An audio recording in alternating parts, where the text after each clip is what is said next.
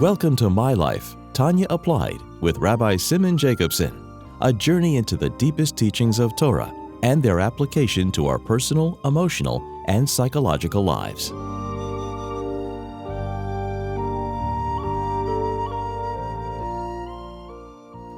A good tevach, a good week. We continue our journey in the life-changing Sefer HaTanya. This program is made possible by Rena Lights LLC and is in honor and memory of Rabbi Yosef Halevi Weinberg Olav HaShalom, Rabbi Moshe Pinchas HaKohen Katz Olav HaShalom, Rabbi Yoel HaKohen Khan Olav HaShalom. It's also in schus and merit of Rabbi Zev Yecheskel and Risha Katz Le'erech Yomim V'Shonim Tevis for many long, healthy years. Okay. We are in the middle of chapter 14. It's a powerful chapter. The Alter Rebbe, in a very personal way, is giving us counsel and advice on how to deal with our challenges. Speaking in the first person, telling us how to speak to your own heart. That I don't want to be a Rasha for even 1 second. I don't want to be separated from you, from God. As we learned in the last classes. And that's the ability that every person has to be a Beinani. The self-mastery and self-control that you can apply to your personal life. Which means you don't control your very faculties and your personality, but you control who's going to run the show. Who's boss in your life? Who's the captain and who's the ship? And in this context, every person is a midas habein is midas kol adam, he said. V'acharei kol adam yimshach. Every person is drawn to it. Every second, a person has that ability. As I said, the Alter Rebbe spells out in detail how a person can do that. That even if a thought comes up that's a negative thought, you can push it aside. Again, the language. Eineni reitzeli is rosh afil shah achas. Eineni reitzeli is moved v'nifrat chas v'shalom. I don't want to be separate from God. I want to be attached and connected to Him. It's a personal expression of love and connection to the source. And the final piece that you learn from even a Kal Shebakalim, even a person who's a lenient person who does not have all the qualities, person who's on a lower level, even that person would be Moshe Nefesh al Kedushas Hashem. And I definitely don't want to fall lower than that. And I don't want to be a fool, a shaita, which conceals the truth. Like he says, I don't want to deny the truth.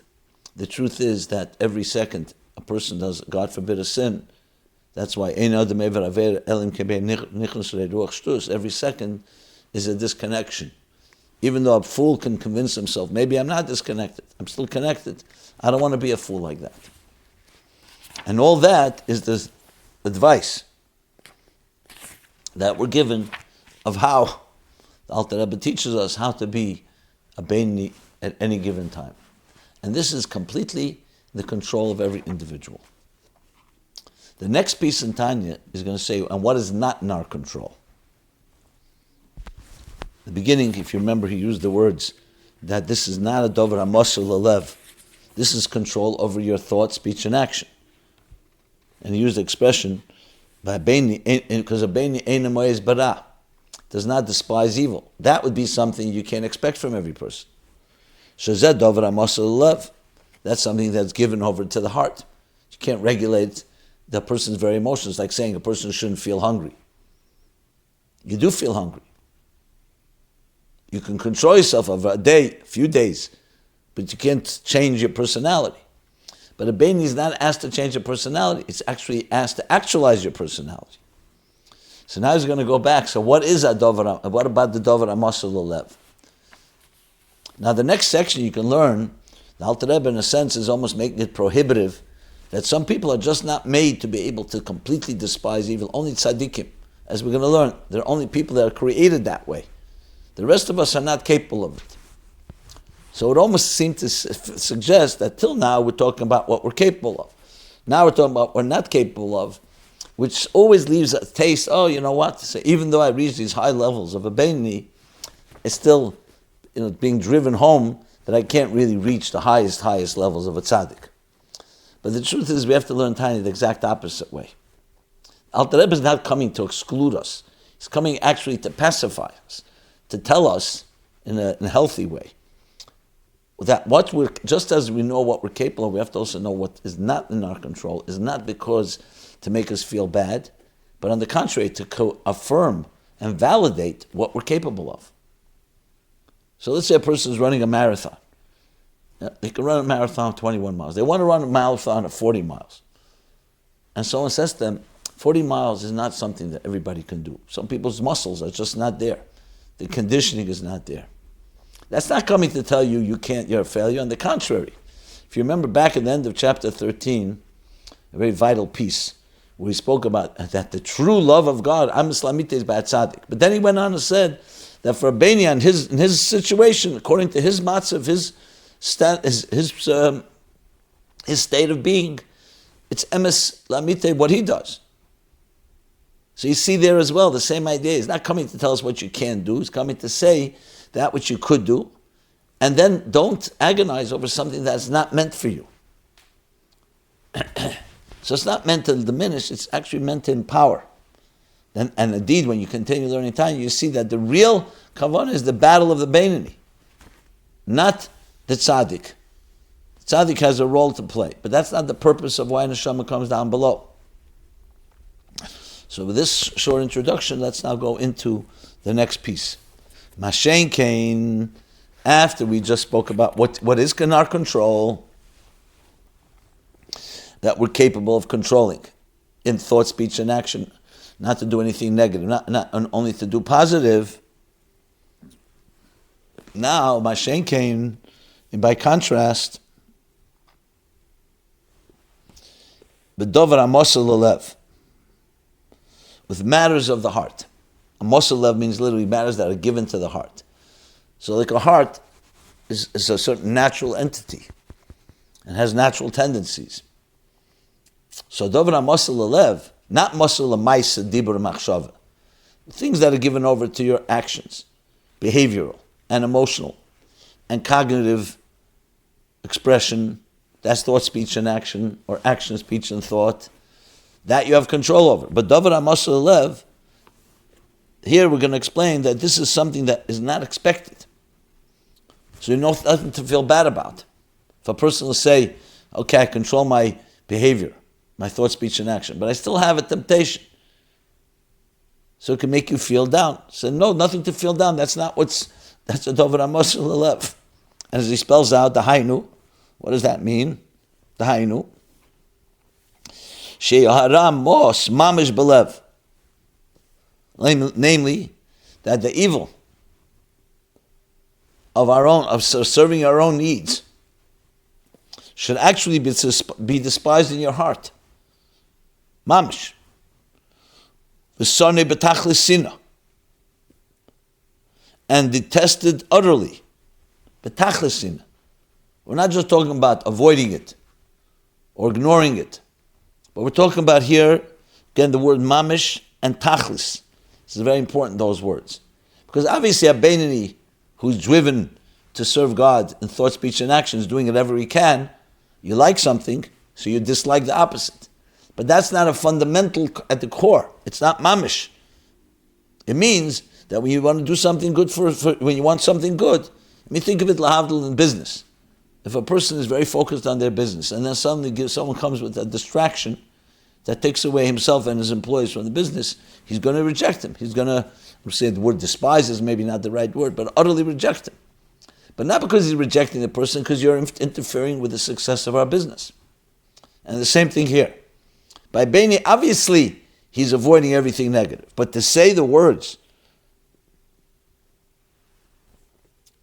Aram Mos Mamish Belev, that in his heart, Belev, not in his actions or speech or thought. V'sonei b'tachlis asina. O yafilu shalei b'tachlis sina. He's talking here both about the tzaddik gomer and tzaddik sheina gomer, back from chapter 10. So either detested utterly, or detested but not utterly, as we learned in Perek Yud in chapter 10. So he's covering both. All this is davar ha'maseh b'lev. Hine zeh I efshar sheyeh be'emes lamiteh. This cannot be achieved in a truly genuine way. Be'emes lamiteh.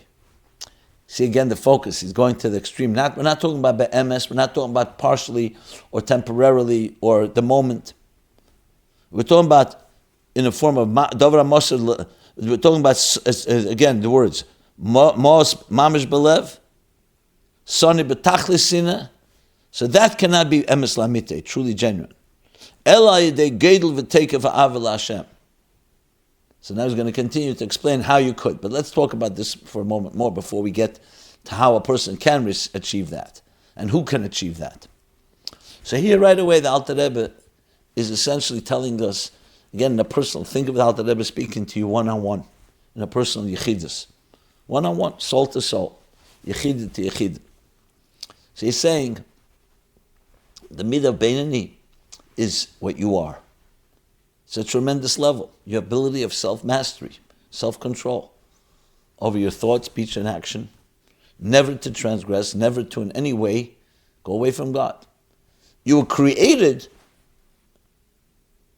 as a nefesh alakis. You also have a nefesh habamis, and that's part of who you are. So first thing we tell you what you have to do to access your inner strengths to make sure that nefesh alakis controls the iktana zaguf. That's the first thing. Who's in control? The next thing you need to know is there are things that are going to be coming up in your temptations, in your faculties. That's not in your control. It's not davar ha'maseh. That's not expected of you. As a matter of fact, what is expected is exactly to have that battle to subdue that voice and not let it affect you. But that we'll learn later in Tanya. Right now, he's laying out and describing who you are. And that's the ultimate. I don't want to call coach. I don't want to use the word coach on the Alter Rebbe. But the ultimate soul doctor is to tell you who you are, what you're capable of, and also to know, don't try to create a scenario or expectations that are not necessarily for you. Again, this is not to put him down. On the contrary, it's to empower. We're talking now what you are capable of. It'd be like telling somebody wants to have blue eyes. But you don't have blue eyes, you have brown eyes. You're 5'10", you're not 5'11". So it's like telling a person, not that you're not, but this is who you are. Be you, be the true you, essentially. Okay. So what would it take, and why is it relevant to us to know this level that is Moshe Belev that we're not capable of? Back to chapter 10. It's not again because off limits, it's just to tell us the reality. And we also want to know that high standard. So what will it take? Who does indeed have the power to completely detest anything negative? Be'emes lamite. Since you're saying the Beini does not have that power, who yes? So this comes, El ayidei gedel v'tekev ha'avel Hashem. This is not possible, be'emes lamite, unless somebody develops an immense v'tekev and powerful or intense, immense and intense or immense and powerful love for God. Now it's interesting he's saying love for God.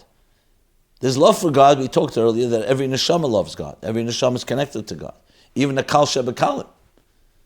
When push comes to shove, will be Moshe Nefesh, al Kiddush Hashem. But it's not actualized.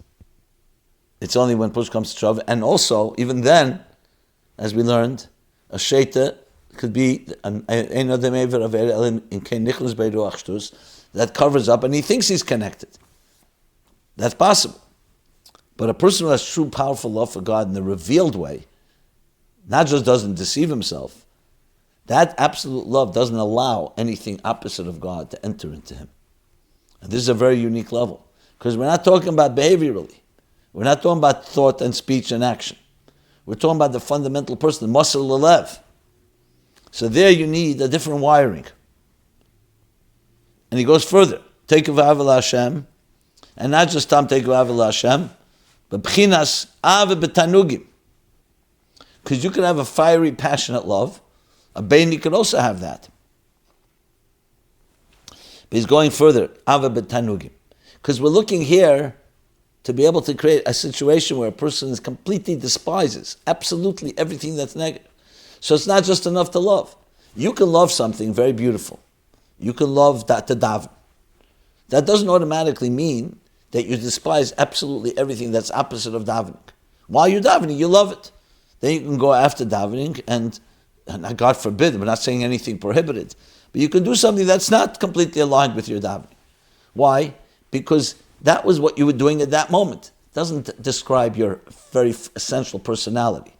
But a person who is consumed with Ava B'tainugim, and Ava B'tainugim we learned about earlier in chapter 9 and chapter 10. A love of desires, we call it, or pleasurable love, which is not just love. It's a love that's completely consuming and pleasurable. That is what's necessary to eliminate and find everything opposite as absolutely despicable. That's a whole other level.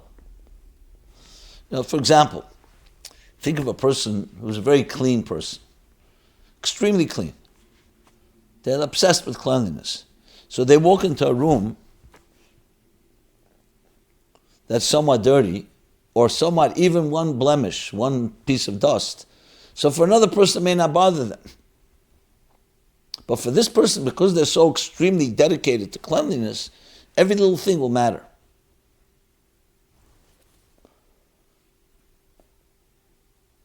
So the deeper the love, the more the opposite, the more the despise of the opposite, the more repulsive is the opposite.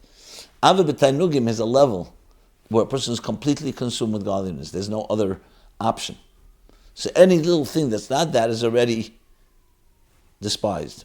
The question is betachlis asin or not betachlis trustin. It's tzadik gomer, tzadik she'ena gomer. But it's definitely mos, despicable. Okay.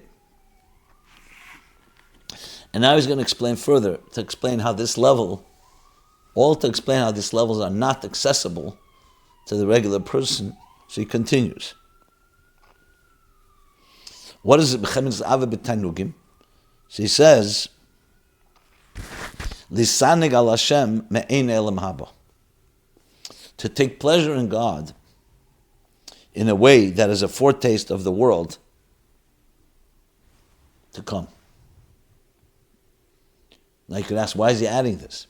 Because he wants to show how beyond it is for the natural person, the Beinoni, to reach. Again, with the focus being that it's a different reality. It's not the reality of this world. It's a reality of Elam Haba. And I can soon say it's more of a reward than it is of something we directly access. So he's going to elaborate now on that, what this means. So he says, Valzeh Omer Rabbeinu Zal. Valzeh Omer Razal.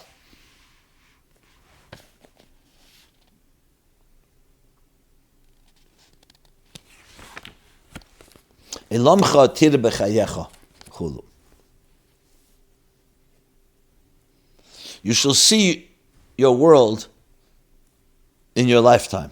This is the Gemara in Brachos, Yud Zayin Aleph, 17a.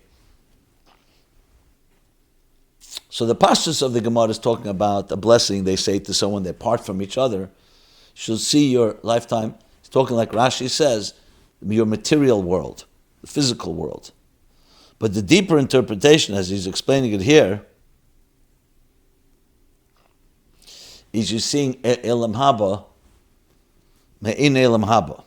So Elamcha is referring to Elam Haba, spiritual worlds. So we see for that it's already a level that's not of this world.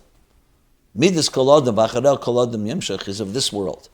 This is of a different world, this type of level of Ava. Ava b'tainugim, l'sag al Hashem ein elam haba. So it does exist. There are people that can access it, but it's not of this world. It's of a different reality. As the Alter Rebbe continues, "Ve'ein kol adam zeichel lezeh." And not every person merits this. Ki zeu ke'ein kibul schar. Because this is not so much an achievement due to human effort of Aveda, but a kind of reward that's received from above.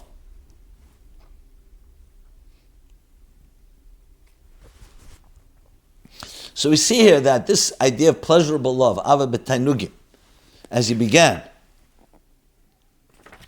when he began to discuss it, Ava b'tainugim, is a level that it's a level that is only Eino Kol Adam Zeichel Lezeh. So first of all, that level of love, but we also see it's from a different paradigm, it's a different reality. And now he's adding Ke'en Kibul Schar. So of course, this is something that is not about what you have to do, the Bein you were talking about, you are fully capable of doing, but this is another reality. So Elam Haban, it's Ke'en Kibul Schar. Which means it's not in your hands. It's not you that are creating it. And the Alter Rebbe brings up Raya to further explain how this is something that is not in our reach. Ukidiksiv, as the verse states, Avedas matona etnes kunaschem.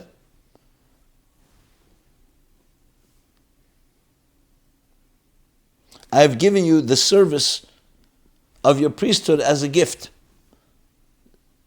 This is in Bamidbar, Yudche Zayin, 18:7. So what do you see from this? Chunaschem, Chassidus explains, is Avos Hashem, Kohen, and I've given it you as a gift, as explained elsewhere. Some of the Tzedek Tzeichens, the elsewhere, different places where it's explained. So you see, this is as a gift. It's like a kibbul schar, like a reward. It's not something you directly access. You have to receive it as a gift. So that emphasizes even more how it's a dover amosel lev. Either you're born with it or you're not born with it. As we'll explain briefly. As we'll explain shortly. Okay. So all this is coming to set the stage to explain how the Beini, this is not the axis of the Beini. And now the Alter Rebbe, in a fascinating way, comes back to answer, and you see how it all ties together. One other question that he asked back in chapter 1, in the beginning of Tanya. L'chein omer Iyuv. And that's why Iyuv said, Barosa tzadikim. You have created tzadikim. So the Alter Rebbe asked in chapter 1, if you recall, he said, what do you mean? Tzadik v'rasha lo kamar. Which means everything is designated from above, but bechira, free will. Whether you'll be a tzadik or rasha is not dependent. Is not stated from above.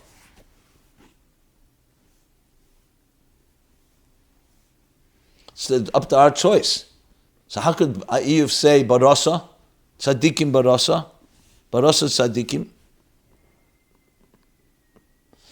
So this is the answer, because we're not talking about a tzadik b'shem amushal, the concept that you're not going to be a rasha, which we'll learn later in this chapter in Tanya. We're talking about a tzadik in the true nature of a tzadik, someone who absolute love for God and absolute despise for everything opposite. That's not given to everyone. That's a davar mosel lev only to tzaddikim. That's why barasa tzaddikim. God created such neshamas, and that's unique. That's what Iyuv is saying. And the fact that it says the tzaddik rasha lo kamar, so two things. Number one, as I just said, we're talking the tzaddik in the concept of being controlling of your speech, thought, and action. That tak is not designated. That's up to you. We're talking about a tzaddik in the pure sense of the word, someone who's not capable of doing any, who despises the evil, that's something that is barasa. That's the first answer. The second thing, even a tzaddik who was born a tzaddik, who's given that power, also has to work on it. It doesn't just come automatically. So there's bchira, are you going to actualize that part of yourself? And that's the answer to that question. But relevant to our discussion here, the bottom line is that's barasa, meaning it's like given as a matana, as a gift. You're created that way. It's not up to you. So therefore, it's not a matter of choice. And then to emphasize the point even further, the Alter Rebbe continues and says, "Ukediisa b'tikunim." It says in Tikunim, Tikun Zeir, right, the beginning of Tikunim. I believe the page is 1b. Yes, right, the introduction. So what does he say in Tikunim? Sheyesh b'neshamas Yisrael kama mina madreges ubchinas. That among souls of Israel, there are many levels and types. And this is how they're designated from the outset. So we talked earlier, for just like a person is born a certain height, color eyes, color hair, and so on. Same thing in the neshamas. They're created a certain way. And he spells out, Chasidim, Gibedim, Hamizgabrim al Yitzram, Maritera, Neviim, Tzadikim. Chasidim, pious ones. Strong ones, Gibedim, who overpowered their evil inclination. Masters of the Torah, Nevi'im, prophets, and Tzadikim, righteous ones. Ayin Sham, look there. So what do you see from the Tikkun Zeir? That is dedicated as such. That different neshamas are created a certain way. And this comes to explain the big picture here. So this even emphasizes even more what I said earlier. That's not a matter of making you feel down. On the contrary, there are different neshamas for different roles. So there's just like there are tzaddikim, and tzaddikim is one of the categories. There's also a neshama called a beinani, and that's midas kol adam, v'achara kol adam yimshach. So it's like someone saying, "Why am I not like that person?" That's not the objective. Be you. You have to be yourself. So all this comes to underscore and emphasize that we all have the capacity to be a beinani. And Mashenka b'dover hamasel alev, that's already in the domain of tzaddikim. A particular category. And a minority at that. And with that, we conclude this section. We're still obviously in the middle of chapter 14. But we've established now both elements, what we're capable of, and that which we're not is not meant for us. It's a particular category, which we need to know about. That's what we're told. And it's a standard. And later we'll learn that a person can merit to get there, but it's not going to come through our direct avodah. It's a matana. Ke'ein kibul schar. So this just emphasizes and empowers us to understand what we're really capable of. The tremendous resources and potency that you have as a beinani. We'll stop here. Everyone have a good tavach. TanyaApplied.com, where you can find these and previous programs. Be well. This has been My Life, Tanya Applied with Rabbi Simon Jacobson. Please join us again next week. Visit ChasidusApplied.com for archived classes and more resources.